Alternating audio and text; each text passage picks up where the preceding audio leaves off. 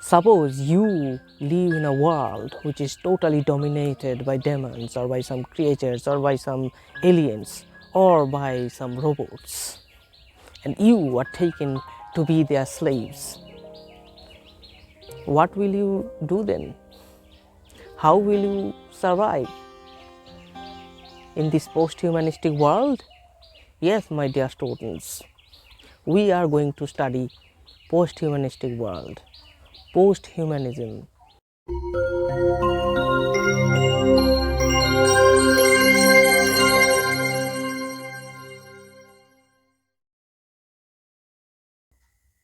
So my dear students, now we are going to have a discussion on a certain topic, that is post-humanism. Post-humanism. Post-humanism. What is post-humanism, my dear students? It's a very important topic that catches the attention of almost every intellectual thinkers. Look, what is humanism? What is humanism? What is, my dear students, humanism? Tell me, what is humanism? Humanism means what? What is humanism? But my dear students, before going in depth regarding what is humanism, we have to be familiar with a particular term, that is anthropocentrism. Anthropocentrism, ANTHROPOCENTRICISM, anthropocentrism. So now, my dear students, what is anthropocentrism? What is anthropocentrism? Now, if we want to know the meaning of this particular word anthropocentrism, then we must break it into parts. First, let us go to the root word, that is anthropo. My dear students, that is anthropo. That is this anthropo. What is anthrop? What is anthrop? Anthrop is a particular word. It is actually a Greek word.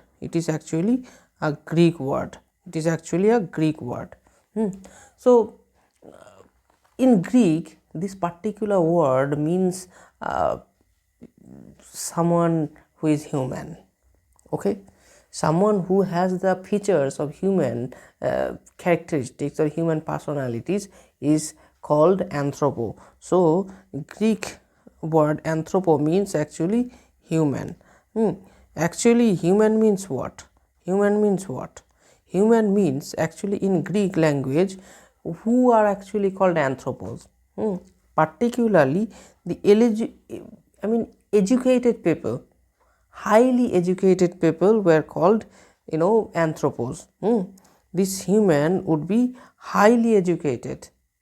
It has to be highly educated people. Highly educated or scholarly people were called anthropo. Okay, anthropo. Now, what is anthropocentrism? Actually, in Greek, people used to say, like, those anthropos, those highly intellectual people were at the center of the universe. Means only those people who had great knowledges would be dealing with the mainstreams of society. They will be taken as someone great. They would be taken as someone unconquerable. They would be taken as the main leaders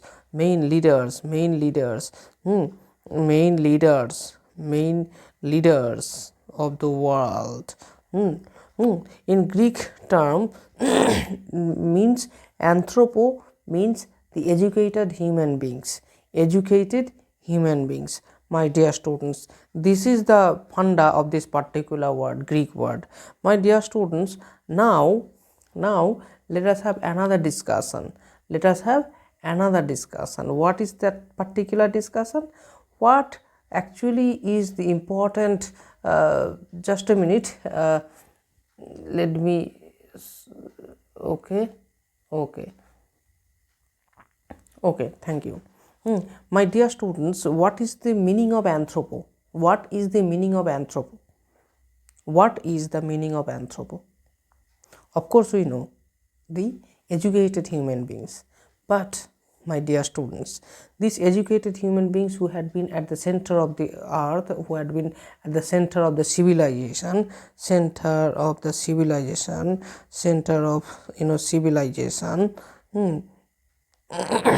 they would be taken as someone VIP like people, okay, like that.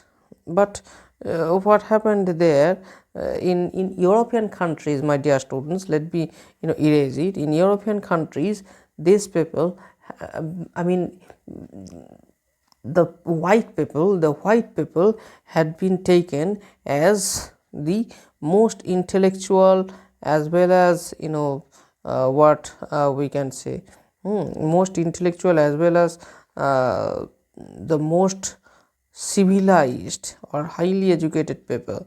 They had been at the center of earth. They had been at the center of earth, my dear students. So from that point of view, what happened?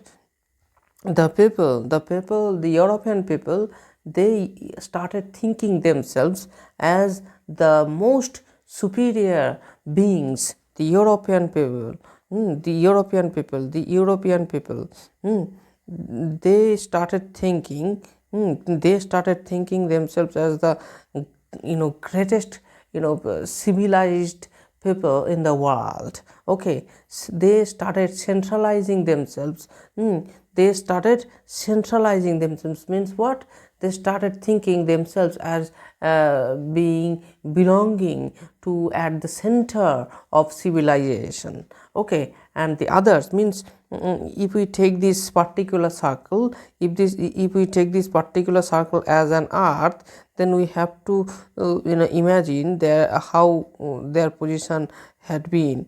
European people, and the other people, they were taken as outsiders. They were taken as uneducated. They were taken as uneducated slaves. Other people, other people mm, other people, they were just slaves. Inferior. Inferior.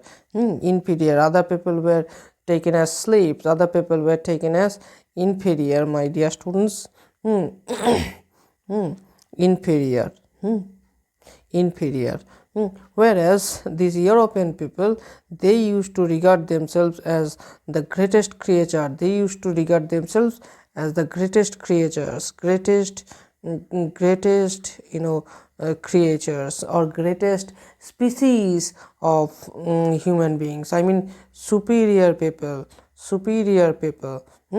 So my dear students, this is the funda.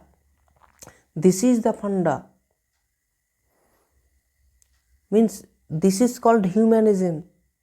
Human beings, the educated human beings, those people who used to think themselves as greatest or highly intellectual, most civilized, they started centralizing themselves. Who are those? These European people. They started centralizing themselves. They started regarding themselves as the most superior beings in the world. Whereas the other people, they were taken as less civilized, less civilized, or savages. Less civilized, or savages. Savages. The Eastern, especially the Eastern people, they were taken as slaves or savages, or less civilized. Then came certain group of people, certain group of writers. They started thinking, no. They came to discover the faults of human beings. They started, realizing the fact that no, the mindsets, the thoughts of the European people, in case of dehumanizing other human beings. It's wrong. It should not be supported. It should not be supported. They started satirizing this notion of false superiority. The false superiority. False superiority. The false superiority. They started questioning. So why the Europeans? Why human beings will be at the center of the civilization, center of the earth? They started using allegory to establish their ideas. They said no, it should not be supported. They started criticizing this notion, this false notion of intellectualism, false intellectualism, this notion of false intellectualism, my dear students. And of course we shall be very surprised to know the name of Jonathan Swift in this respect. Jonathan Swift. Jonathan Swift. Jonathan Swift.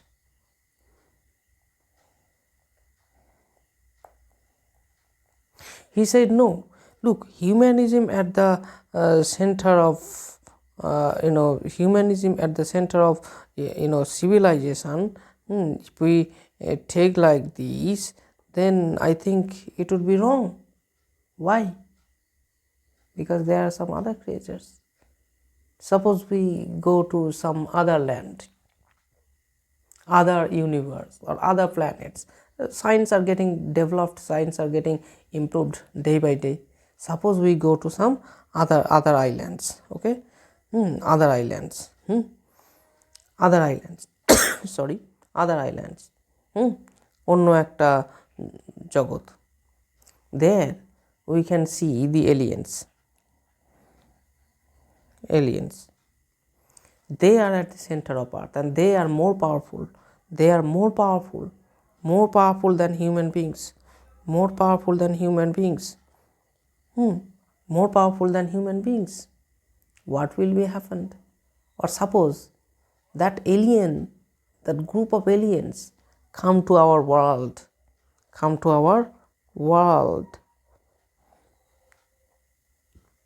what happens? They will start ruling us. They will just start to dominate us. What will happen then? What will happen, my dear students?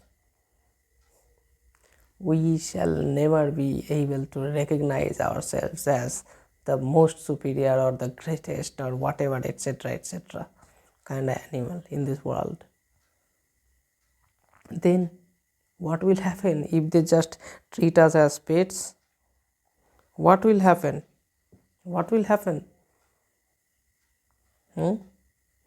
If we become a pet to them, what will happen? They will be at the center of civilization. They will start regarding themselves as the most civilized, and we the worldians will be savages. What will happen then, my dear students? This is called post-humanism. Post-humanism. Post-humanism. Post-humanism. Post-humanism. Post-humanism. Post-humanism. Post-humanism. Very, very important, critical term. Nowadays, it has been widely discussed in the world. Post-humanism, my dear students. For example, let us just take reference to Gulliver's Travel. Gulliver's Travel, as we all know, that it is a masterpiece of it is a masterpiece by Jonathan Swift, my dear students, as we all know this quite well. It is a masterpiece by Swift. It is Swift's masterpiece, right? Swift's masterpiece it is, right? So if we take Gulliver's Travels, let's take Gulliver's Travels, Gulliver's Travels, then we can understand. Look, he has total Lemuel Gulliver, we know that he is the hero of this novel, Lemuel Gulliver. He takes four voyages across the sea, and then he discovers four different lands,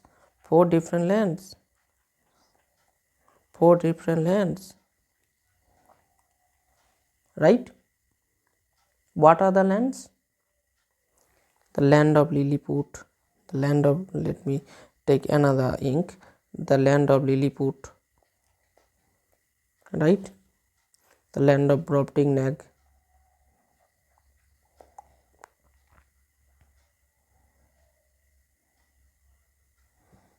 the land of Brobdingnag,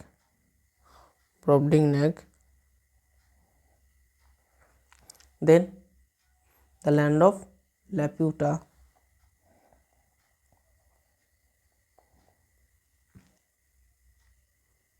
right? And finally there is a land where Uniums, the land of Uniums, right? However, we shall not write it right now because that is not important in this particular context. Because Williams, as we all know the story, that Williams will be taken as the most civilized, the most moral, the honorable creatures, the horses in the world, and that's why Gulliver will resolve to live with the horse, live with horses after coming back to England. However, that is not that much important in this particular context. We have to deal with this particular these three lands. Okay. The land of Laputa, the land of Brobdingnag, the land of Brobdingnag, and the land of Lilliput, Brobdingnag, and Laputa. Okay. Now let's have a discussion on whatever was actually experienced by Gulliver during these voyages. Okay. Whatever was experienced by him during these voyages, we shall discuss right now. Sorry, actually.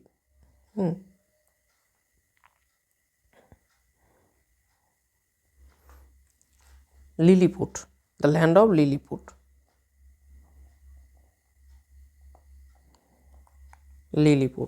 What happens there? Gulliver is being used as a Gulliver is being used as a what? As just a weapon, a machine, machine-like creatures, machine-like creature.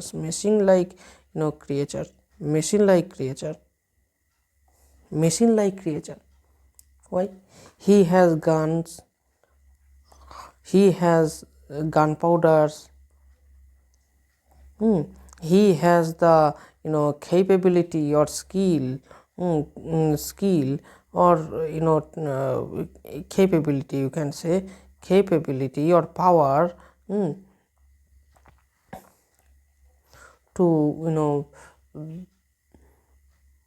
defeat other creatures,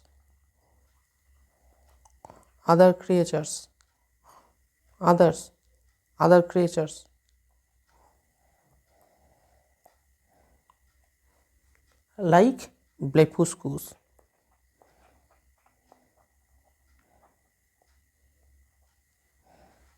Blepuscu, right? We know it quite well. Then actually Gulliver is being used as a machine-like creature, as an instrument, just as a slave to defeat this Blepuscu. Who are using him? These Lilliputians. These Lilliputians are actually using Gulliver. They are actually using Gulliver to defeat this Blefuscu. Then who is Gulliver? Is he a human? Is he a human? No. He is not a human. He is not being treated as human. He is used rather as a what? As a weapon. Weapon. Gulliver is nothing but a weapon. This is what happens, my dear students. This is what happens. Gulliver is nothing but a weapon, just a weapon, an arm to defeat their enemies. This is what happens in the first voyage. Now what can we understand right now?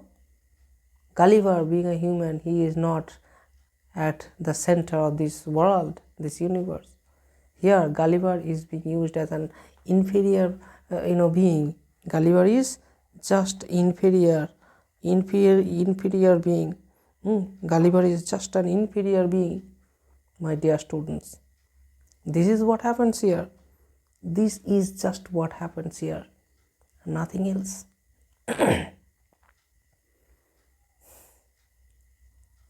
Now let us come to the second voyage.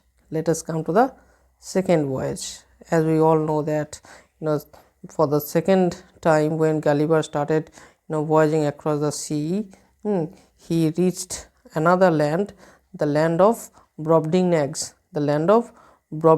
As we all know, my dear students, Brobdingnags, Broding.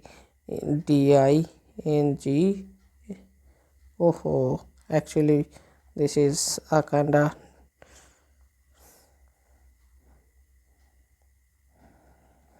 the land of Brobdingnags. Here Gulliver is being used as a what?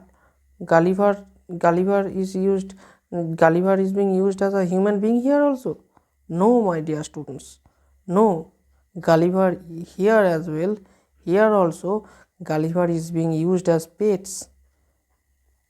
We can understand that Gulliver is being used as a tool, not only a pet but also a tool for exhibition. Tool for exhibition. We know that Gulliver is being used just as a tiny animal with whom the owner, here the owner of Gulliver, I mean that Brobdingnagian person, he was using Gulliver as a pet.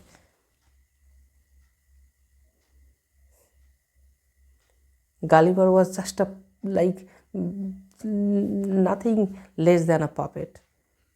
Gulliver was just used as a material for the show. Even when Gulliver became too much weak, too much sick, right? He was handed over to the queen, right? We know it quite well. What happens in the court? Does the queen give him much honor? No, my dear students. No. The queen adopts him. The queen adopts him,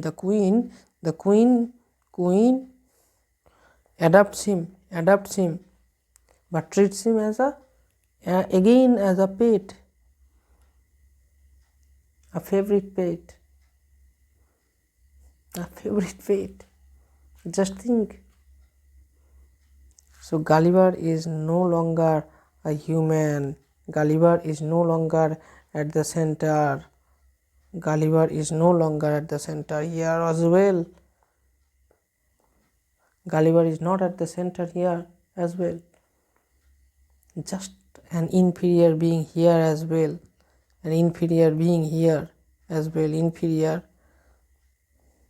Inferior, subordinate.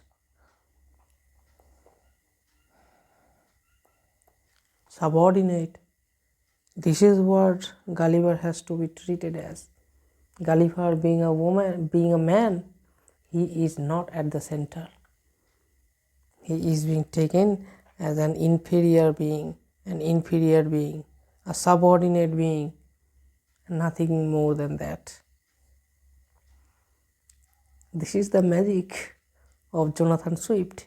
Even in the third voyage, we know that, in the third voyage also, Gulliver is treated in a different way, as we all know that he is not being treated as a human being here as well, even in the third voyage. If we throw a light on the land of Laputa, right, land of Laputa, the land of the false or fake scholars, the fake scholars. What happened? What were the main characteristics of the people living there? They had their heads leaning on one side, like either this or this. This is the picture here we can see. Another picture, what we can see, what? Their eyes. One eyes were, sorry, not eyes, actually it is eye. One eye were upward, like, or forward, you can say. And another eye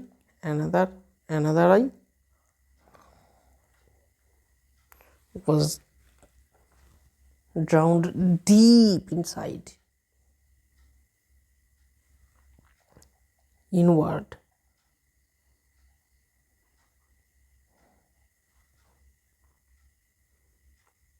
This type of deformed creatures, even the way they were researching, it was totally full of falseness, fakeness. Still, my dear students, Gulliver was not given the honor of being a superior person, superior being. No, Gulliver here as well. Here also, Gulliver here also, in this land of Laputa also, Gulliver is being treated as what? Gulliver is being treated as what? Inferior. Here as well, Gulliver is being treated as inferior. Nobody cares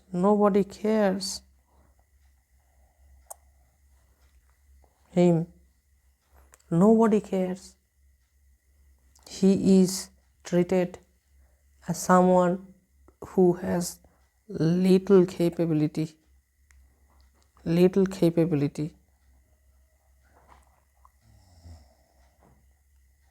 Whatever were being practiced by those fake scholars were being taken as right.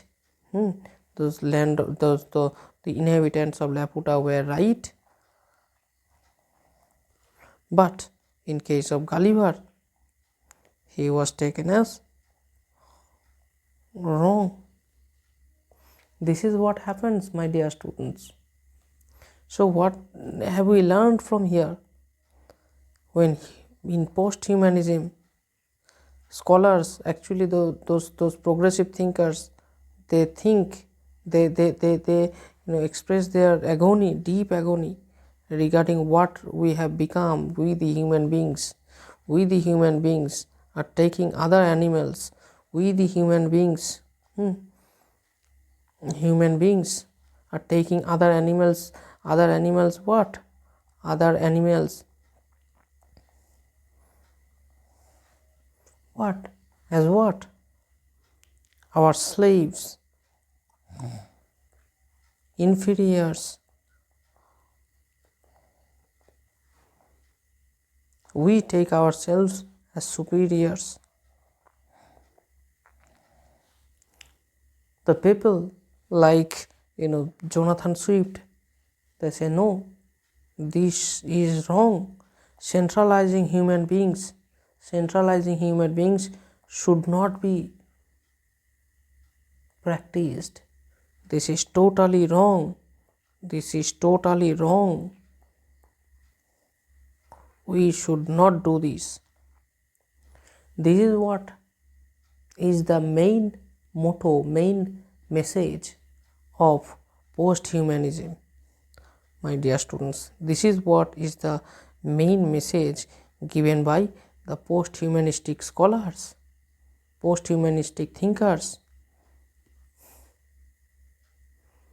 So, I hope all our confusions got cleared. Now, my dear students, the class ends here, and of course my request, this is a very initial video of this channel, and I am an amateur, of course, in this field of YouTube teaching. So whatever faults you see, whatever you think, wherever you think like I should suggest Sudip sir in developing his videos, his way of teaching, of course, feel free to suggest me. If you take me as a teacher, then you will criticize me. If you take me as your brother, as your friends, of course I know that you will suggest me, you will advise me how to improve, and waiting for your reply. Write in the comment whatever your opinion you have regarding this video, and of course please encourage me by giving likes, comments, and of course shares and subscribes. Thank you.